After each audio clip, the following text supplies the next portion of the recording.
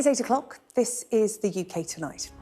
The Home Secretary has set out plans for a radical overhaul of policing, saying crime is changing, but officers aren't keeping pace. The use of facial recognition technology is going to be expanded, the number of forces slashed, and a new major crime unit dubbed the British FBI created in what's being billed as the most significant police reform in centuries. Also tonight, the former Conservative Home Secretary, Braverman, says she has come home as she defects to Reform UK. The one-time leadership hopeful becoming the third sitting Tory MP to join Nigel Farage's party in under 2 weeks. We'll get the reaction from Westminster. A coroner finds repeatedly heading a football is likely to have contributed to the death of former Manchester United and Scotland player Gordon McQueen. We speak to his daughter, Hayley McQueen. Plus, a dog that could save hundreds of lives. Tonight, we'll meet Chili as he starts a new career sniffing out a rare lung condition. All that to come, and much more on the UK Tonight.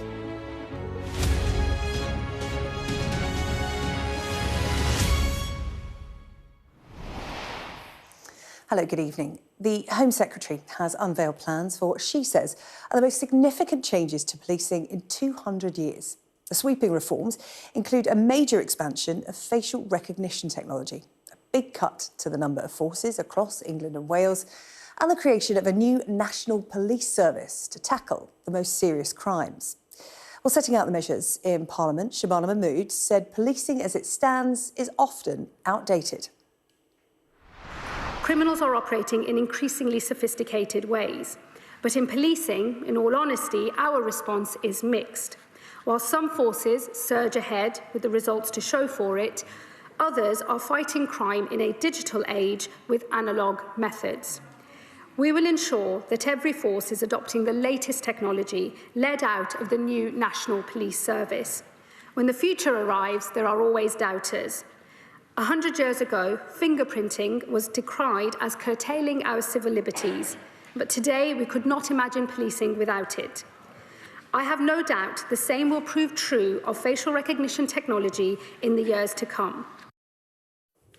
Well, the plans have drawn a positive reaction from the chair of the National Police Chiefs Council and the chief of Greater Manchester Police. The last time police reform was looked at was in the early 1960s, a time when policing didn't even have access to a pocket calculator. We now live in the world of drones and deep fakes. We need to get the best available technology out to local officers in local neighbourhoods, and sometimes our decision-making and implementation of that is too slow. There are too many decision-makers in the system, if you like, too many cooks in the kitchen, so we have to simplify the way that decisions get made across policing. We have to make it more consistent, so wherever you live across the UK, you can expect a really good quality policing service. These are bold announcements in respect of a reform which to policing is literally decades in the coming. I do think it's a mistake purely to view the announcement through the prism of the amalgamation of forces. I think that the whole of what has been proposed, however, is better viewed through that which happens at the very localised level, that which happens at the regional level, and that which happens then at the national and international level. Well, it's a big story, so our crime commentator Martin Brunt is here with me in the studio to talk me through it. Martin, this has been bigged up over the last few days since we started hearing about it. Thursday of last week, the Home Secretary finally standing up and unveiling these plans. But what's actually new in them? You're right, so much has been announced or leaked by the Home Office. I mean, I've had an avalanche of emails over the last 3 days, and I've been talking about it on Sky News for the last 48 hours at least. So it's difficult to identify exactly what's new once the Home Secretary was standing up and revealing details of the White Paper. But I think it became clear today that technology is her big thing. And two things she announced. Facial recognition cameras, a very controversial subject, are to be rolled out to all forces, all 43 forces, the 43 that exist at the moment. It's been pioneered in the Met. The view is that the Met have used them very successfully to identify wanted suspects. Something like 1,300 people have been arrested. That's one thing. And the use of AI. There's a project that's been announced that will use AI to take the burden of a lot of desk work and paperwork off police officers and free up something like 3,000, according to the Home Secretary, who will, give up red tape and spend that time chasing criminals.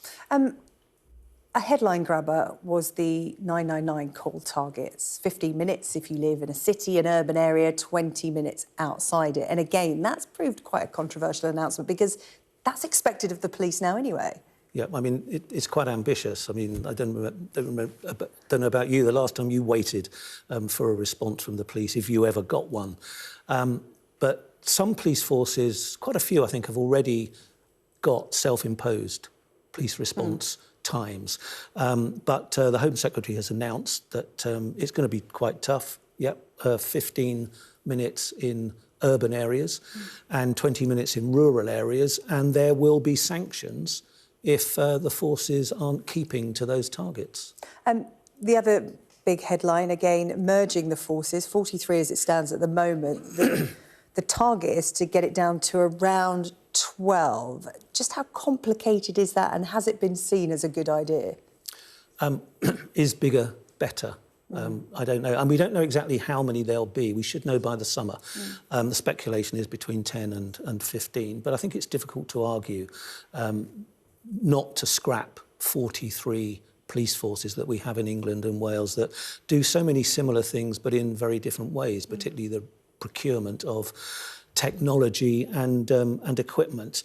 But there are other issues, and neighbouring forces haven't always got on with each other, particularly when they've been involved in joint operations. We spoke today to former Detective Chief Inspector from the Met, Colin Sutton. He's the man who caught the serial killer Levi Belfield, but while he was pursuing him, Surrey police were also pursuing him as a suspect in the Millie Dowler case. And Colin has often said to me that he kind of fell out, or at least had a difference of opinion, a marked one, with his opposite numbers in Surrey police. And this is what he said. In the Levi Belfield investigation, it was notionally a joint operation with Surrey. The two separate investigations were joined, but the information sharing didn't really work as it should do. There were things that Surrey kept from us in that investigation. And had we known those at the time, we would have realised that things that we knew had a significance for their investigation, could have got that over to them more quickly. And I believe it would have meant the investigation into Millie Dowler's murder would have been concluded by Surrey police more quickly.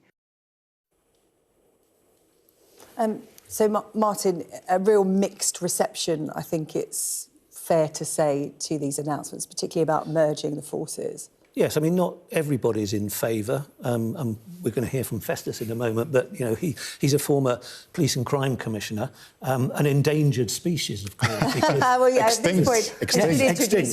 Now. He's just crept into the studio. Festus Akinbusoye, former police and crime commissioner of Bedfordshire Police. Really good to have you with us. As Martin was just talking us through some of the headlines from these announcements, as I said, there's been a bit of a mixed reception. What's your overall thought, first of all, about the merging of police forces? As Martin says, bigger isn't necessarily better, and this is talk about streamlining to promote better cohesion. So there are a couple of different issues here. There is the streamlining of things like procurement and IT and other backroom capabilities in policing. I think that is necessary. I mean, we don't have to have 43 different ways of buying a police helmet, for goodness sake.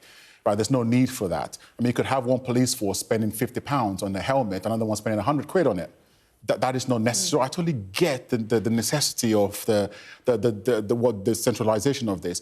But where I draw the line is that you cannot regionalise local policing. That's an oxymoron in itself. Yeah. You can't regionalise local policing. Yeah, communities want to be closer to the police force. Absolutely, and where this has been tried in Police Scotland, where they amalgamated, I think, about 10 or 11 police forces.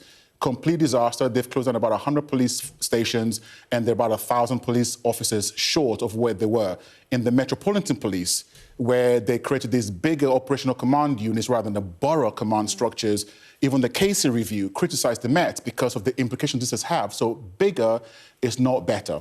Somebody told me today that in those 43 forces that we have in England and Wales at the moment, there were something like 100 different sorts of mobile phones that were being procured amongst those forces. I mean, that sounds rather ridiculous. Yeah, I mean, and the reason why I think this has been quite difficult to merge is because there is no statutory requirement for police forces to share. So I chaired the Eastern Region Special Operations Unit, which is made up of 7 police force areas, the largest one in the country, actually. But 1 or 2 police forces in that region could opt out of collaboration on certain things. However, so my life as chair would have been a lot easier if I could say to a chief constable, I know you don't want to do this, but by law, we've got to do this together. We've got to work together. It's interesting, all of this investigation, the Home Secretary bringing out these plans, have we got a sense of how much frontline officers and how much the public has consulted? Because we hear a lot from the government telling us what the public want, but has there been collaboration? Because, you know, they're 2 key stakeholders here, aren't they, frontline officers and the public? I mean, as far as I know, the public hasn't been consulted directly.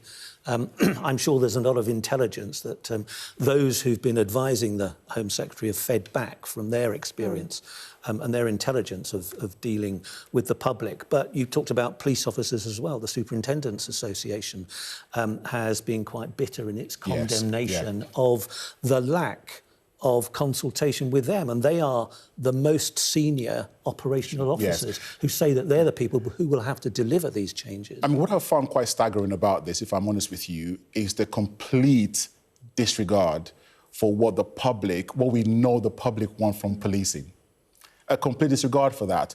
And the people who drafted this... The Home Secretary would argue she tackled things like shoplifting, mobile phone theft, the crimes that the police are criticised for not tackling. She talked a lot about neighbourhood policing. We've not had any detail yet, but the way you deal with that is by... But the way you deal with that is by actually embedding local policing, not moving any further away from where people actually are. So to diagnose the problem is one thing, but I think to actually prescribe the wrong medicines could be a criminal offence. And I think what is... I'm not saying that the Home Secretary should be charged with a criminal offence by any means, but what I do know for a fact is that the people who actually wrote this white paper, they were mostly policy wonks.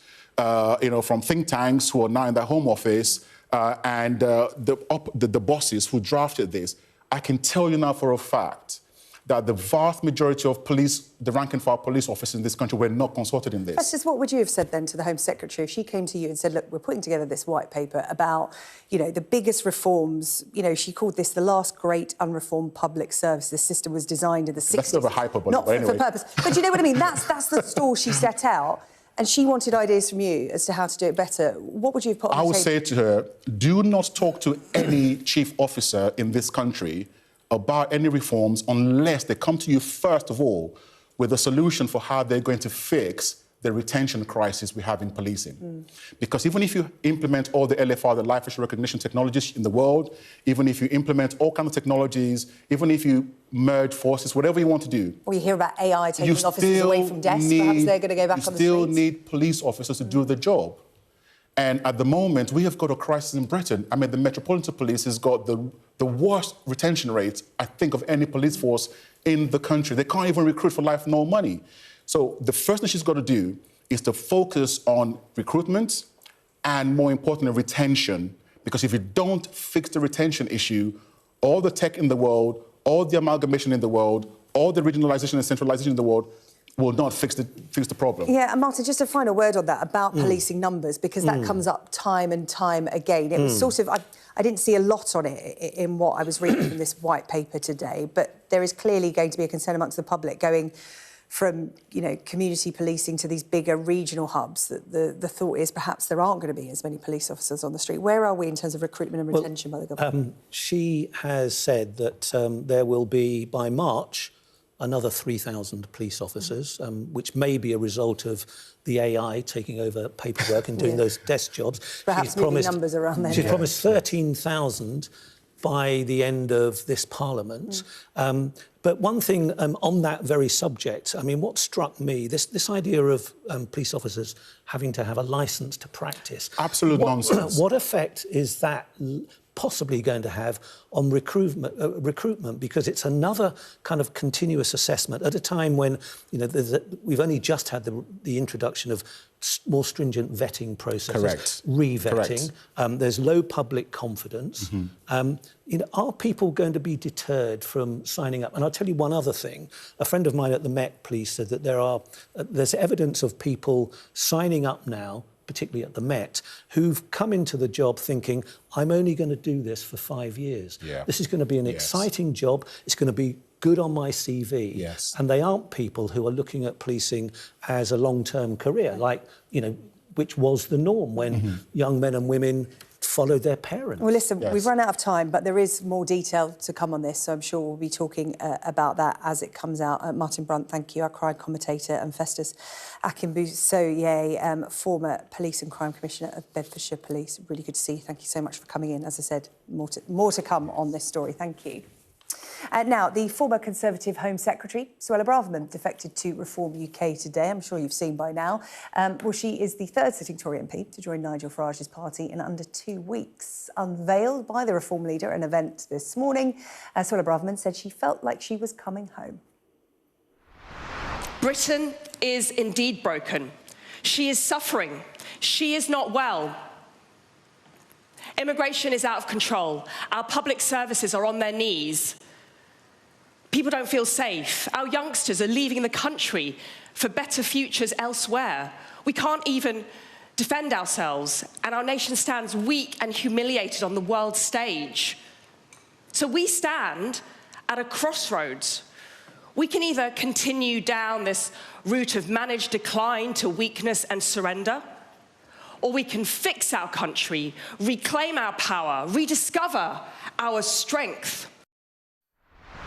Our chief political correspondent John Craig is in Westminster for us tonight. And John, yet another high-profile Conservative defection to Reform. What's been the reaction to this one? Furious from the Tories, yes, and some would say a bit below the belt. Now, that was Suella Braverman speaking earlier at her first news conference of the day. There was a second one this evening, which she was absolutely brutal in her attacks on her old party. That particular event began with Mr Farage claiming the centre-right is finally united, uniting rather, and then that was followed by 25 minutes of Suella Braverman absolutely trashing the Tories. At one point she said the Conservative Party should be disgusted with itself. She talked about how they were toxic in answer to a question from our own Amanda Acas. So that was absolutely brutal. The Tories, however, had already reacted in a way that some Tories were winced and complained about. That's because in their reaction to the Braverman defection, a Conservative spokesperson said, the Conservatives did all we could to look after Suella's mental health, but she was clearly very unhappy. Well, that sentence of the Tory reaction was withdrawn later, but she did say at the second news conference, talking about the election, the leader herself, that's Kemi Badenoch, said I was having a nervous breakdown, something she seems to have repeated again today. As Nigel Farage said, those attacks say more about them than they do about me. In the Commons, a Tory MP, Sir Julian Lewis, claimed that the Tories and Reform UK had shown that they were united with their success in causing trouble and near collapse of the Chagos handover. But on the evidence of Suella Braverman's attack and the Conservatives' reaction, the Tories and Reform UK are more divided rather than more united. Well, John, I wonder how welcome that story was for the Prime Minister, because the big political story of the day as it started was about Andy Burnham, the Prime Minister helping to block him from returning as an MP, blocking him from that upcoming by-election. The Prime Minister's been defending his decision this afternoon. Andy Burnham's doing a great job as the Mayor of Manchester. But having an election for the Mayor of Manchester, when it's not necessary, would divert our resources away from the elections that we must have and that we must fight and win. And resources, whether that's money or people, need to be focused on the elections that we must have, not elections that we don't have to have. So, John, an interesting defence from the Prime Minister. Is that the issue done and dusted, do you think? A feeble defence, according to many Labour MPs I've spoken to. This evening, I was over in Parliament for the weekly meeting of the Parliamentary Labour Party. Labour MPs are deeply split, divided over this decision that was taken by a subcommittee of the National Executive. The voting was 8-1 yesterday. PM was one of the 8. The only one in favour of Mr Burnham was his friend and ally Lucy Powell, now the Deputy Leader. But a lot of MPs talking about that defence. Oh, it cost a lot of money to hold a by-election for a Mayor of Greater Manchester, and we might lose. They say, well, it's pretty pathetic for the Labour Party to worry about losing control of one of its fiefdoms, one of its strongholds, Greater Manchester, for goodness sake. And also the cost was dismissed as a bit of a red herring. Having said that, some Labour MPs think the Prime Minister's taken the right course of action. It was always going to cause trouble if Mr Burnham had been allowed to stand, and they believe he's taken the right decision to protect his own premiership. Having said that, there are plenty who think he's made himself more vulnerable, and some are claiming the big winner of all this is Wes Streeting, because he's now in pole position, if he wasn't already, to become the next leader, and according to some MPs, given him a chance to mount his own challenge, possibly even before those May elections. More likely after, though, if Labour does very badly. John, thank you. John Craig with the latest from Westminster. Now, the actress Sadie Frost says she felt there was a price on her head for articles. She gave evidence in the privacy case against the publisher of the Daily Mail. Telling the High Court today, her ex-Jude Law thought she was leaking information, saying it ruined their relationship for years. Associated Newspapers Limited denies any wrongdoing. Our arts and entertainment correspondent Katie Spencer was at court today and has these details. Well, decades have passed since Sadie Frost was at the height of her Cool Britannia fame. She was accompanied in court today by her son for what was quite an emotional hearing. A number of times she ended up in tears as she was describing how she felt back then. 11 articles she cites as believing all deployed unlawful information gathering. And there was one in particular where she got very upset about, from 2002, about her then 2-year-old child finding an ecstasy tablet on the floor of Soho House at a kid's party. Now, in that article, it quotes Sadie Frost talking to a friend, which she claims could have only been found by someone illegally listening into one of her phone conversations. She said in court, "I wasn't with any friends. I was isolated, holed up at home, distressed and trying to be a good mum. It was humiliating." She spoke about the fact that she and her ex-husband both now believe that their voicemails were listened into. That's the actor Jude Law, who himself is expected to give evidence in this case later on. She also spoke about the fact that she's been shocked and appalled to find out that her private medical details featured in an article that wasn't published in the end by the Daily Mail, but that they'd found out that she had been pregnant through an ectopic pregnancy that needed to be terminated, information which she believes only could have been obtained by someone blagging that information from her doctors. Now, she wasn't given an easy ride by lawyers for Associated Newspapers Limited. They spoke about the fact that she'd met with campaigners from the campaign group Hacked Off in April 2016, challenging her on the fact that she might have known about this evidence earlier on, outside of the 6-year time limit that she had to make a claim. She insisted that she is telling the truth and that she was not aware of any evidence any sooner. The Mail's publishers, on their part, have absolutely denied any wrongdoing. They gave her quite a grilling throughout the afternoon. At one point, she hit back, saying, "There's no plot or no plan. I'm not a player. I'm an innocent person that was victimised by the Mail." And she ended her evidence today by saying, "I'm sorry if I've been upset or triggered, but I've spoken from my heart." This has come on the UK Tonight. I'll be speaking to Gordon McQueen's daughter Hayley as an inquest finds that repeatedly heading the ball is likely to have contributed to the footballer's death. Plus, the bakery whose clients include Prince Harry and Charlie XCX that could be forced to close due to the pressures facing small businesses. And in the studio, the dog that could save hundreds of lives will be meeting Chili as he starts a new career sniffing out a rare lung condition.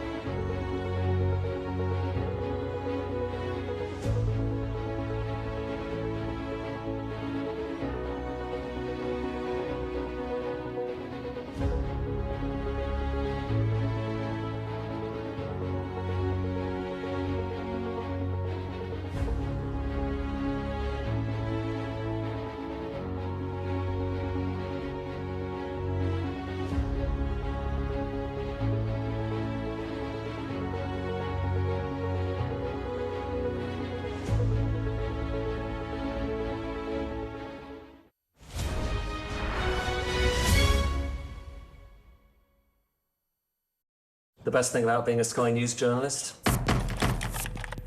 I'm going to take you behind the scenes here for Election Night Live. They have gone up and up. Being a Sky News journalist. Ed Conway, Sky News, is anyone going to talk to us? Mortgage rates did go up very sharply during your time in office. Here it is. First off, just the scale of what we're looking at. Our data shows it's been happening. Question is why it hasn't been stopped. The family of Gordon McQueen have said that more needs to be done to protect players after a coroner found that heading a football likely contributed to a brain injury, which was a factor in the death of the former Scotland defender. McQueen, who was capped for Scotland 30 times between 1974 and 1981 and played for both Manchester United and Leeds, died at his home in June 2023 at the age of 70. The inquest into his death heard that he died of pneumonia as a consequence of mixed vascular dementia and the brain disease, CTE, which the coroner said was likely contributed to by heading the ball during his career. Earlier, I spoke to Gordon's daughter, Hayley McQueen, who was in court to hear the findings.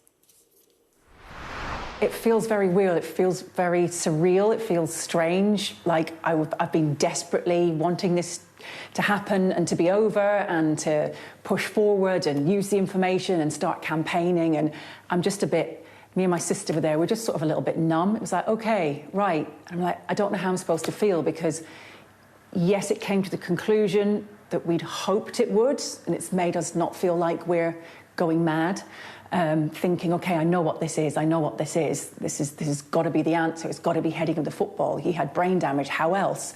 And because we've got that, it's like, OK, now what do we do with it? Well, the coroner said it is likely that repetitive head impacts sustained by heading the ball while playing football contributed to CTE, that's the aggressive form of brain disease that your dad had. And this is something you and your family had suspected since your dad's diagnosis early in his 60s. And also what your dad had to say about his diagnosis and the game. It's something that straight away, you as a family, given how your dad played the game, you knew there had to be a link. Yeah, I think we did. And also the fact that my dad was quite young to have symptoms that were dementia-like. Like I say, in his early 60s, someone that has, like a lot of footballers, have led a fit and active, healthy life. OK, my dad's generation aren't like the Premier League footballers now, but certainly you go through your life in a profession of being a sports person and hope that you keep your body healthy. Unfortunately, he wasn't able to keep his brain healthy because he wasn't aware, obviously, of the risks of heading of a football. We do now.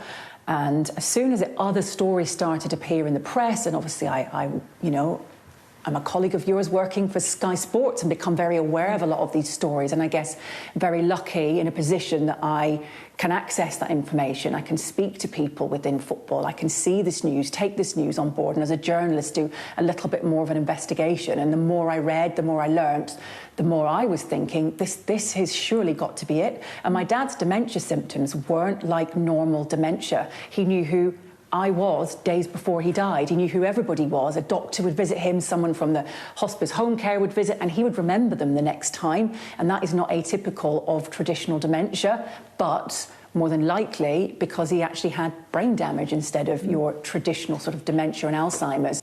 This issue has been on the Sports Authority's radar for some time now.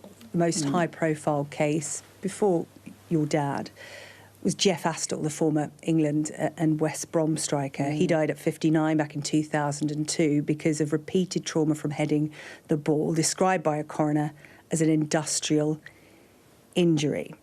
That was 24 years ago, but the reluctance by football governing bodies like the FA, organisations like the PFA, the Professional Football Association, seems to be a reluctance in sort of pushing the message that there is this link. Does that need to change, Hayley? It needs to change massively because surely you're there to safeguard your players.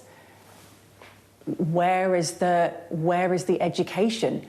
Okay, there are guidelines now which have been put into place about reducing heading, taking heading out of the game for, you know, young children, but they're just guidelines. They're not enforced. I don't know if they're even communicated properly, but explain why there are guidelines. There's going to be an epidemic of brain disease within a generation of players who played in certain positions. My dad, as a centre-half, is 5 times more likely to suffer from a neurodegenerative brain injury than a player elsewhere on the pitch, 3.5 times more likely for a normal footballer. Now, if you're a defender playing at any level of the game, and if you were told that you were more at risk and by heading of a football you may develop brain damage, I think you probably think very differently about how you train, how much you head the ball, and whether you even want to head it or not. But give them the knowledge and give them the choice. And I just feel from speaking to, I've spoken to footballers in the Championship,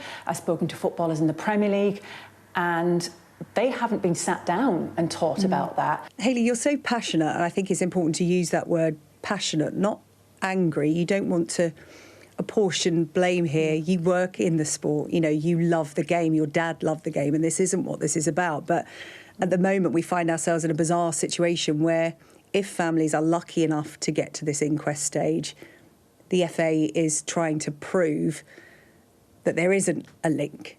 And what you want is an admission that there is a problem, and it's not about blame. As you said, it's about education and future-proofing football, because the argument always seems to be, well, the game's changed. The ball isn't heavy anymore. It's much more skilled. There's not as much, you know, heading in the game.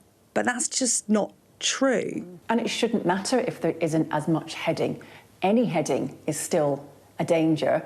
If they've changed the guidelines, there is a problem, isn't there? Because why would you change training drills for heading of the ball? Why would you limit it in youngsters if there wasn't a problem? So you need to change your rulings, but give an explanation as to why. But they're obviously worried about that. Surely they should be thinking about the education, but I think they're probably more worried about the litigation. I know how much it costs to have somebody who is going through a horrendous time, who's not able to look after themselves, who may need to go into respite care, may need to go into a home. It's tens and tens of thousands of pounds, and if you don't have that money, where are you getting the help from? And I think there is a worry that football feels that they are liable for, you know, compensation post-death, but also the PFA and the union that's supposed to look after them are there to help fund these footballers. But there's not just a handful, there's not just hundreds, there'll be thousands, and obviously that is going to add up. And I imagine, that's just my assumption, that they're very worried that it's going to become a very, very costly problem for them. Hayley, just a final question about your dad, because that's what today has been all about for your family and for his wish to know what was going on, not just for you, but for future generations of footballers. How will you be remembering him today and adding this part of his story to his legacy?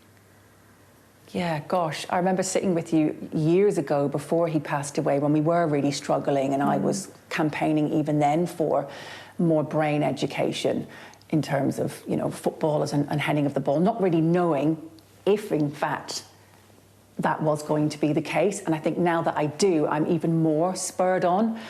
I've lost my dad. It's not going to get him back. I feel like I lost him, or we lost him, too young. I think 70 is relatively young. He's got lovely grandkids who remember him and his papa for playing football. I'd like to hope that people remember those goals that he scored and those happy memories and games like Scotland beating England at Wembley and all of those matches and cup finals playing for Manchester United. I don't want his death and his legacy to be in vain, because I will carry his name forward. And we'd have loved to have had him around for the grandkids a bit longer. We'd love to be able to grow up and sit with him and watch back through all of his old footage of him playing football. We'll do that without him now. But I want him to be remembered as an incredible footballer who loved the game, who gave his all for the game, but unfortunately, yeah, gave a little bit too much, probably. Well, a big thank you to Hayley for that interview, responding to some of the claims in that interview, the discussion that was had. We've had this from the PFA. This is an ongoing need for a collective response from football and beyond to ensure former players affected by neurodegenerative disease and their families are properly recognised and supported. An FA spokesperson adding, "We have introduced a number of proactive precautionary steps to review and address potential risk factors whilst ongoing research continues. This includes our introduction of heading guidance in both the professional and amateur game in England and the optimisation of our concussion guidance, as noted by the coroner during the inquest." As I said, a big thank you to Hayley and the McQueen family who want an open and honest discussion about this in football. As they said, it's not about blaming, it's about future-proofing the game. Still to come here on the UK Tonight, the owner of a bakery whose clients have included Prince Harry and Charlie XCX is appealing for help over the pressures facing small businesses.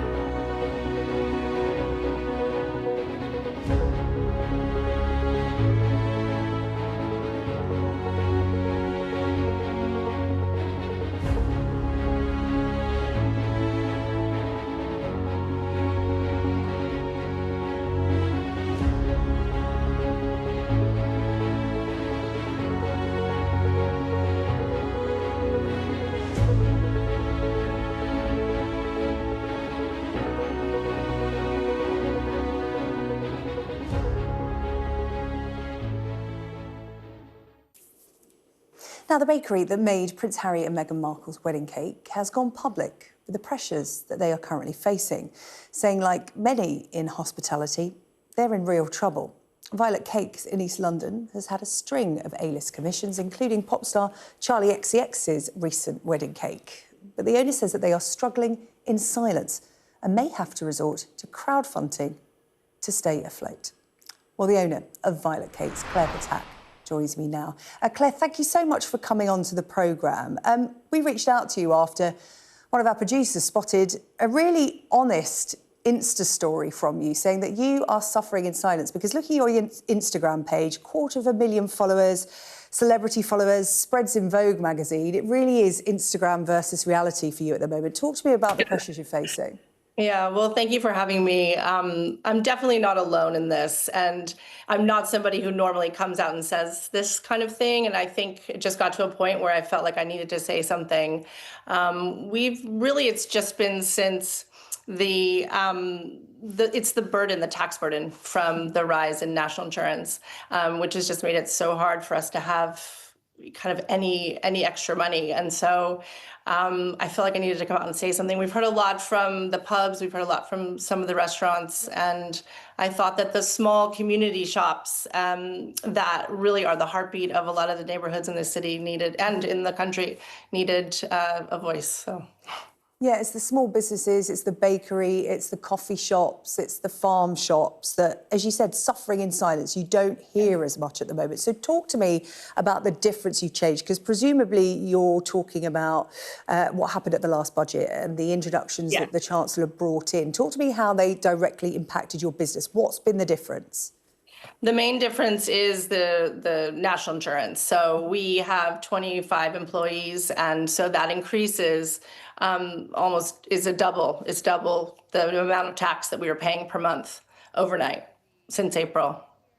And what impact does that have on business? Because we're just looking at a video now of your business, and you've built up this huge following, and as I said, everything looks so glossy and wonderful, but I would imagine the costs that go into making cakes. I mean, we talk about this with the restaurant and the pub industry.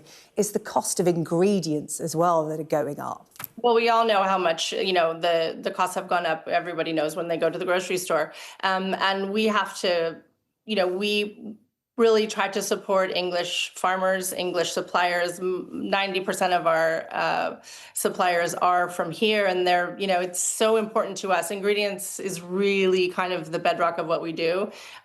We do simple, kind of really familiar, fun baking, and it's about the cream, it's about the eggs, it's about the flour. So when that goes up, our prices have to go up, but we don't want to raise our prices anymore. It's too much to put on the consumer. So we're asking for the government to look at it because it's just too much money. Yeah, that's your point of difference, right? The ingredients you use and the time and effort you put into your creations. You talk about, it's time for the government to step in and help. What is it you feel you need? I think just, reevaluating the tax that we're paying and trying to, it means that the incentive there is to not hire more people because it's the price of the cost that we have is because of the more people that we hire. It's the, PAYE is anyway, you understand. So Yes, PAYE, it's national insurance, it's paying a London living wage. So it kind of encourages businesses not to hire more people. It also encourages, it's just really frustrating because we hire people in the community. We hire sometimes it's people's very first job out of school. And we watch them come into the bakery as kids with their families, and then they come and they get their first job with us. And we've been around for 20 years now. So it's our 20th birthday, and we're in this kind of dire straits, like trying to figure out how to keep going. And so, it's not something I like to talk about, but I think that... I would imagine not, because you've reached the heights, right? You provided a cake for a royal wedding, for one of the coolest weddings of last year, Charlie XCX. You've got a huge following online. Like I said, 250,000 followers. Yeah. You've been in Vogue magazine. So for you to come out and say, do you know what? We may have to close if this continues. In fact, you were talking about crowdfunding. I know. And I feel like because I sort of put it out there to see what people felt about it. And I've had such an outpouring of support from our community. But again, I really feel from other business owners as well, I would imagine, because like you said, we've heard a lot from pubs and restaurants, not very much from cafes and bakeries. Whenever there is a budget or a big fiscal event, I go out to towns and cities across the UK and talk to small business owners like yourself about this, but they don't seem to be getting the same kind of attention as pubs and restaurants. I think it's suffering just the same. Yeah, and I think it's difficult because a lot of us are independents with families to take care of, and the business that we run is a 24-hour job, and so to then also organize is quite difficult. But I think a lot of us are talking about this and trying to figure out a way to be more organized so that we can have a louder voice.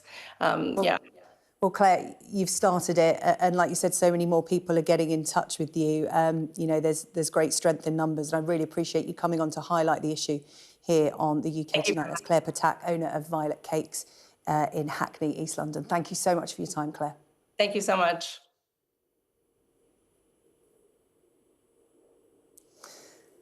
Still to come on the UK Tonight, we're going to meet the rescue dog that could save lives. He's starting a new career sniffing out a rare lung condition. We're going to meet him after the break. And in the sport, find out about the pre-match bet that motivated Jessica Pegula to knock out defending champion Madison Keys at the Australian Open.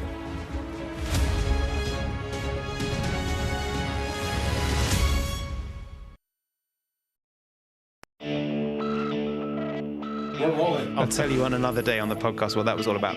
Welcome to the world. Come along for the journey. It'll be fun. Russia knows our weaknesses, but do you? This is the war game. There were a number of armed security. We want to discover, to find out what's really going on. Everything you need to know about British politics in about 20 minutes. I actually don't like political drama. So, where next? Available wherever you get your podcasts. Big stories don't always come from big cities. I'm Lisa Dowd and I'm Sky's Midlands correspondent.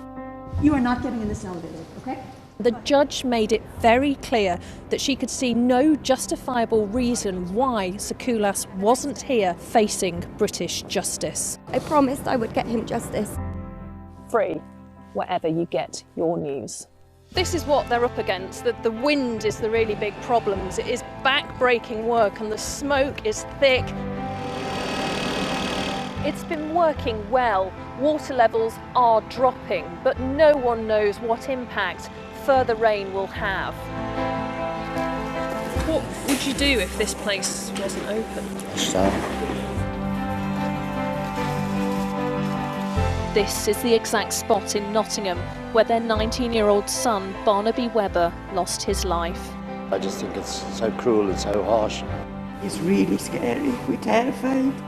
In this community, I'm told that everybody knows someone affected by COVID. Hopefully this will be the last wave. Sky News gets the full story first. Change seems tantalisingly close in this corner of the UK. Wales was the first to introduce the plastic bag charge. It's legal to let go. Set the speed and take the hands off. It's almost driverless, but not quite. Hans is a highly trained police dog. The force is incredible. It's really frightening, actually. This is my patch, my specialism. It's also my home.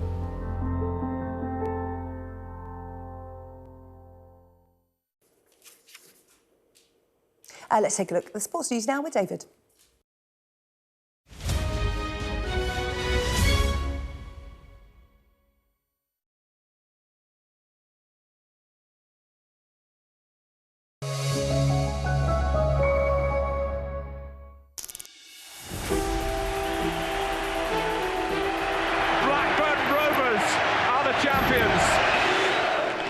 There's a reason why I've got a Premiership medal. There was a lot of noise around Alan possibly going to Manchester United and then Newcastle. If you're asking me would I like Alan Shearer, of course, who wouldn't like Alan Shearer? Doesn't bother me at all it is talk. There are only two clubs that are interested in Alan.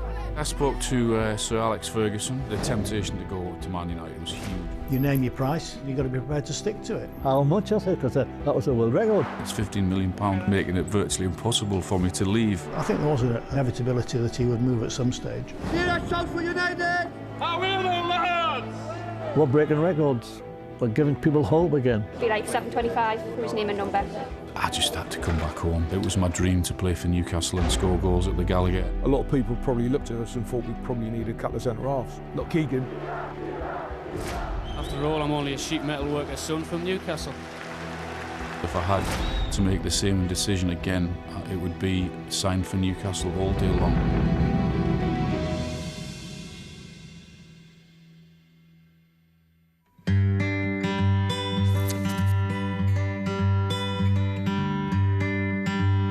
Blackburn Rovers are finally back in the big time.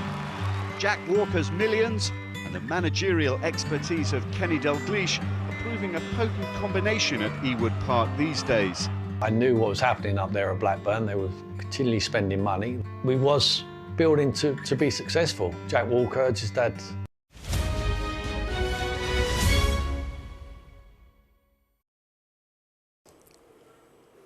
Well, this is the moment I've been waiting for all programme. I've got Chili in the studio. Now, Chili started life as a rescue dog at Battersea Dogs Home, but has just undergone a new career. He has been training to become a specialist medical detection dog.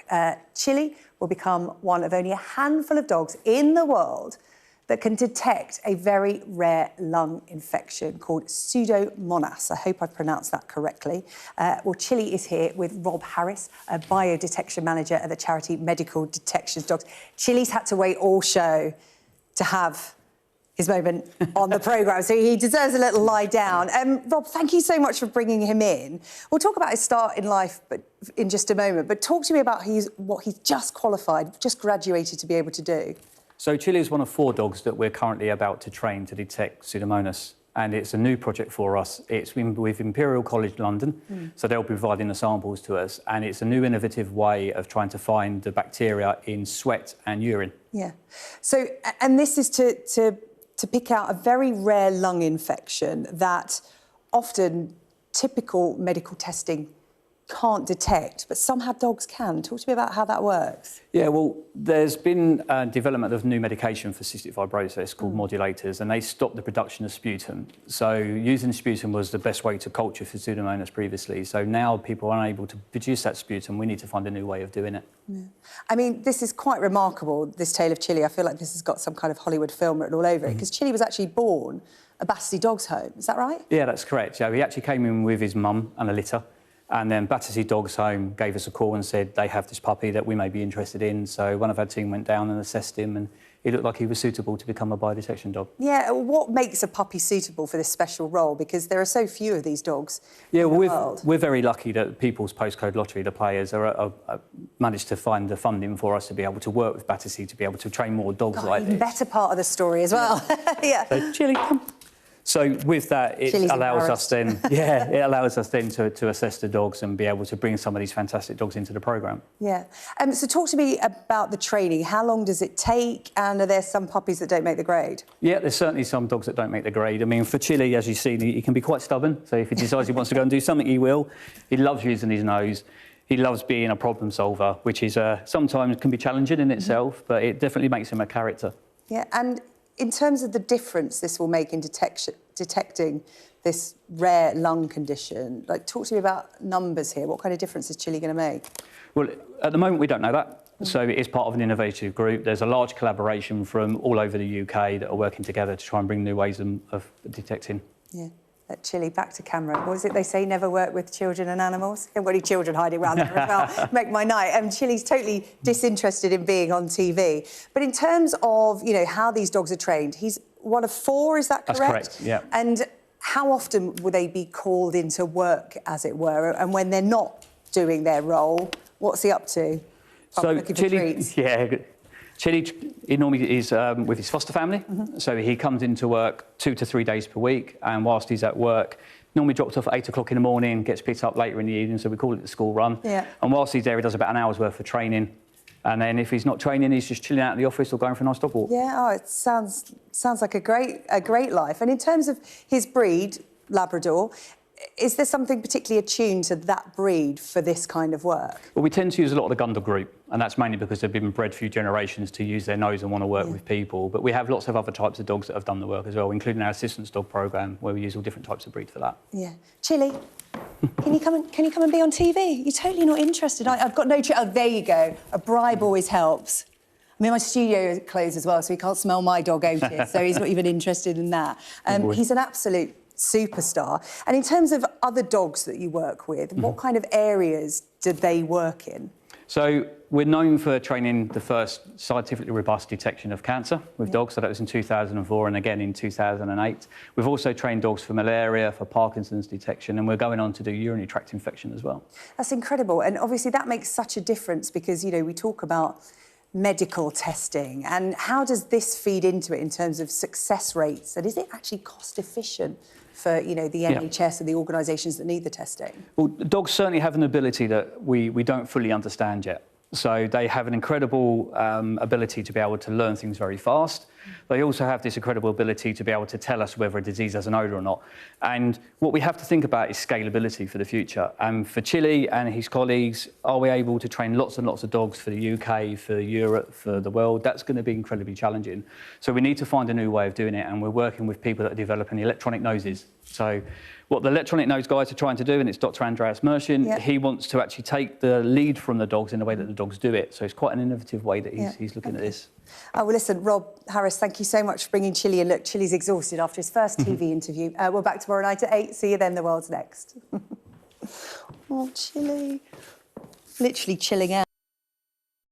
The best thing about being a Sky News journalist?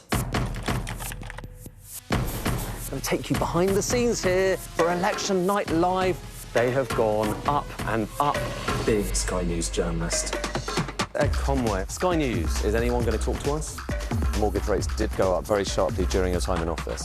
Here it is. First off, just the scale of what we're looking at. Our data shows it's been happening. Question is, why it hasn't been stopped.